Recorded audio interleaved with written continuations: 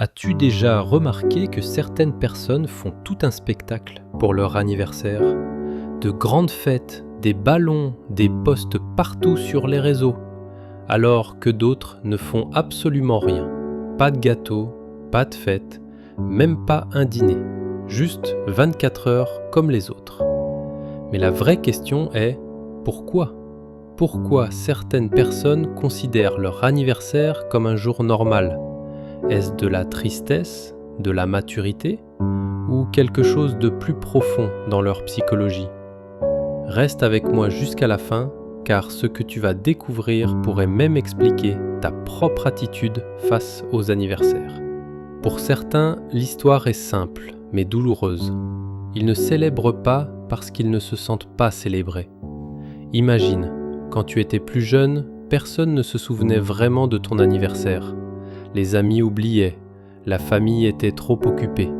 Tu as peut-être même essayé d'organiser quelque chose un jour, mais presque personne n'est venu. Avec le temps, le cerveau s'adapte.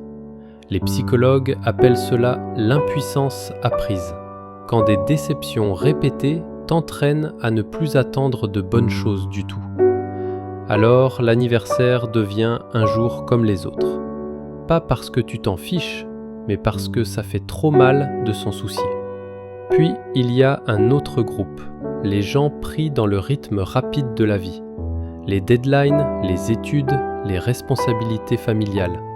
L'anniversaire arrive et avant même qu'ils lèvent la tête, la journée est déjà à moitié passée.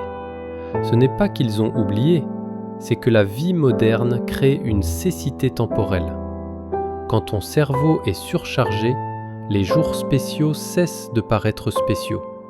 Pour eux, l'anniversaire n'est pas ignoré, il est simplement écrasé par tout le reste. Et enfin, il y a un troisième groupe. Ils savent que c'est leur anniversaire, mais ils ne ressentent pas le besoin de le fêter. Ce n'est ni de la solitude, ni un manque de temps. C'est une forme d'indépendance émotionnelle. Les études en psychologie montrent que les personnes qui basent leur valeur personnelle sur la validation extérieure, fêtes, cadeaux, attention publique, sont souvent moins stables émotionnellement. Mais ceux qui trouvent leur valeur en eux-mêmes n'ont pas besoin d'une date sur un calendrier pour se sentir aimé ou vivant. Cet état d'esprit est lié à la théorie de l'autodétermination, qui dit que le vrai bien-être vient de l'autonomie, de la compétence et de la satisfaction intérieure. Pour eux, la maturité consiste à se dire « Je n'ai pas besoin que les autres prouvent ma valeur avec des bougies et un gâteau.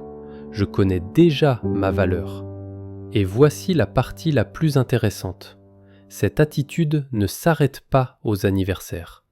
Les personnes qui traitent leur anniversaire comme un jour normal adoptent souvent la même vision dans la vie. Ils ne cherchent pas les projecteurs.